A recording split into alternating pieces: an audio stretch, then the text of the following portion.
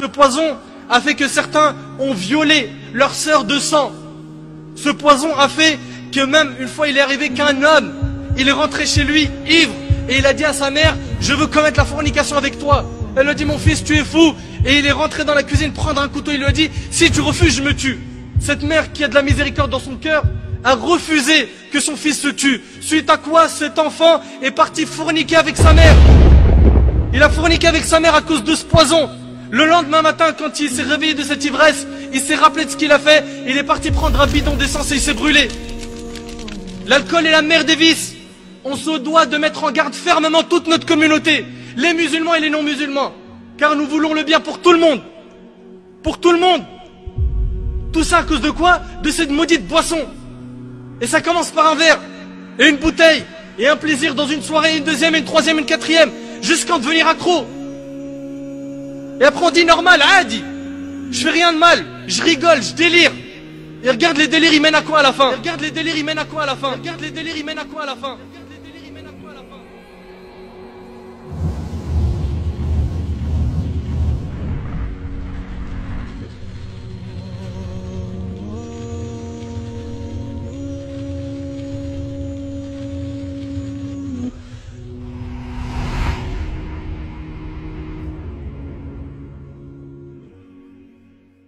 Tu vas les vendre dehors, là, dans la rue? Non, je vais pas le vendre, moi. Tu vas aller faire quoi? Je vais aller le donner aux petits et les petits vont le détailler dans la rue. C'est quoi que t'appelles les petits? Les microbes. Les microbes. Les microbes. C'est qui? C'est des jeunes? Non, mais c'est des... Nous, on est des virus. Et eux, c'est des microbes. Nous, on est des virus. Et eux, c'est des microbes. Nous, on est des virus. Et eux, c'est des microbes.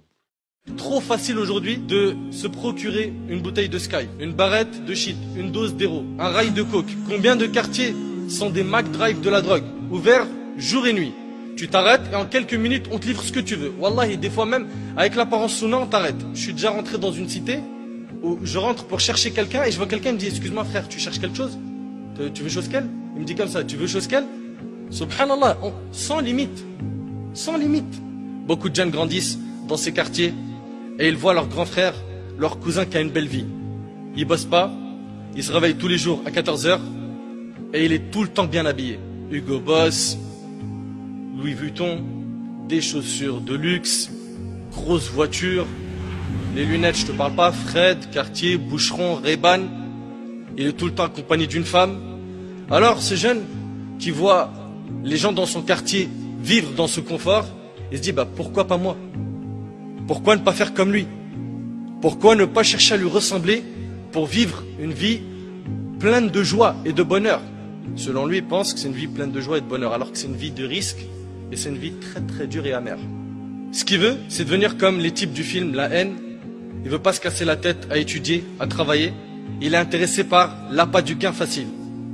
Aujourd'hui, on a même des rappeurs, des chanteurs de reggae qui incitent à la consommation de ces poisons dans les morceaux que les jeunes écoutent en boucle malheureusement. Les jeunes deals, tout le monde le sait et tout le monde se tait. Beaucoup de jeunes sont tombés dans ce piège et cela a occasionné beaucoup de problèmes dans les familles, avec la justice. Beaucoup de jeunes musulmans sont en prison. Beaucoup de mamans pleurent et font la queue en prison pour voir leur fils, au parloir qui les a fait souffrir par ces bêtises. C'est la dure réalité, mais la pure vérité. Et Allah tabaraka wa ta'ala a dit dans Sourate Al-Baqarah, Sourate 2, versets 11 et 12, écoute bien ce qu'Allah tabaraka wa ta'ala dit, وَإِذَا قِيلَ لَهُمْ لَا تُفْسِدُوا فِي الْأَرْضِ قَالُوا إِنَّمَا نَحْنُ مُصْلِحُونَ أَلَا إِنَّهُمْ هُمُ الْمُفْسِدُونَ وَلَكِنْ لَا يَشْعُرُونَ. Et quand on leur dit, ne semez pas la corruption sur la terre, écoute ce qu'Allah dit, ouvre-moi ton cœur et accueille ces paroles. Et quand on leur dit, ne semez pas la corruption sur la terre, ils disent, au contraire, nous ne sommes que des réformateurs. Des réformateurs. Certes, ce sont eux les véritables corrupteurs, mais ils ne s'en rendent pas compte. Mon frère, en Allah Azza wa Jal, ta vie dans le haram ne va que multiplier tes angoisses et tes épreuves. Crois-moi sur parole, loin d'Allah, tu ne trouveras pas le bonheur, tu vas même t'étouffer. Écoute ce qu'Allah subhanahu wa ta'ala dit sur ceux qui sont égarés du chemin d'Allah. Allah Azza wa Jal a dit dans Sourate Al-An'am, Sourate 6, verset 125, et les paroles d'Allah sont véridiques. Il n'y a pas plus véridique qu'Allah tabaraka wa ta'ala. Écoute bien, Allah a dit, فَمَنْ يُرِدِ اللَّهِ أَنْ يَهْدِيَهُ يَشْرَحْ صَدْرَهُ لِلْإِسْلَامِ وَمَنْ يُرِدْ أَنْ يُضِلَّهُ يَجْعَلْ صَدْرَهُ ضَيِّقًا حَرَجًا كَأَنَّمَا يَصَّعَّدُ فِي السَّمَاءِ كَذَلِكَ يَجْعَلُ اللَّهُ الرِّجْسَ عَلَى الَّذِينَ لَا يُؤْمِنُونَ. Et puis quiconque Allah veut guider, il lui ouvre la poitrine à l'islam. Le chemin de la guidée, c'est quoi? C'est le chemin de l'islam.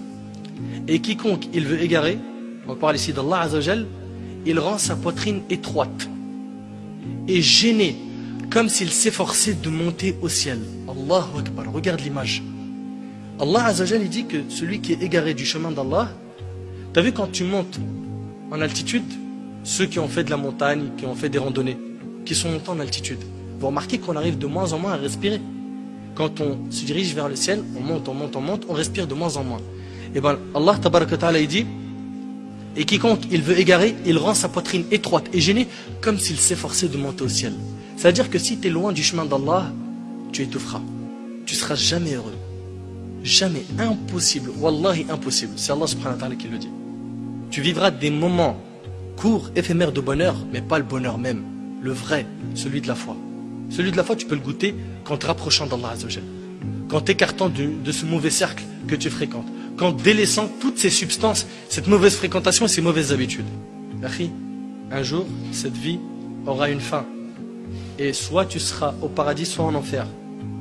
Et pour une éternité. Soit de ceux qui seront gagnants le jour du jugement. Soit de ceux qui seront des habitants du paradis.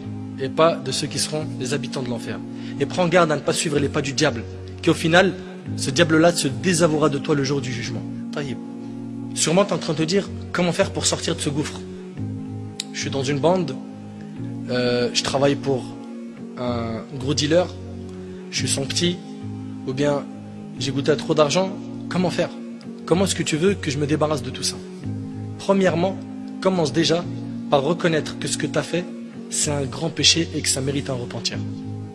Ça, c'est la première chose. Parce que tu ne pourras jamais te repentir si tu ne reconnais pas que ce que tu as fait, c'est super grave. Deuxièmement, le repentir sincère. Le repentir sincère, ses conditions sont au nombre de 4. 1, le regret. Tu dois regretter, tu dois être sincère dans ton regret. À chaque fois que tu penses à ce péché, tu dis, j'ai fait une énormité. Tu regrettes ce que tu as fait. 2, que tu te détaches immédiatement du péché. Tu vendais, tu dealais, tu consommais de l'alcool, de la drogue, la cigarette, tu te repens. Tu te repens, c'est-à-dire tu regrettes et tu te détaches immédiatement du péché. Parce que continuer à faire le péché et dire je me suis repenti, il est où ton repentir? 3, être déterminé à ne plus jamais recommencer le péché. Et ça c'est très dur. Parce que certains regrettent, se détachent, mais si l'occasion se présente où on peut, petite dahka, soirée, shit, alcool, pourquoi pas? Donc il n'est pas déterminé à ne plus le refaire. Et donc les conditions du repentir ne sont pas réunies. Le repentir, c'est pas une parole.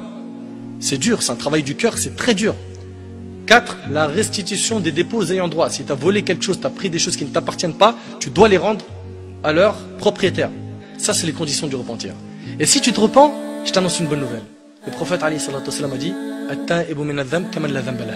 celui qui se repent du péché, c'est comme si il ne l'avait pas fait. T'imagines? Encore mieux que ça, Allah tabaraka ta'ala dit, sauf ceux qui se repentent, croient et accomplissent de bonnes œuvres, ceux-là, Allah changera leurs mauvaises actions en bonnes. T'imagines?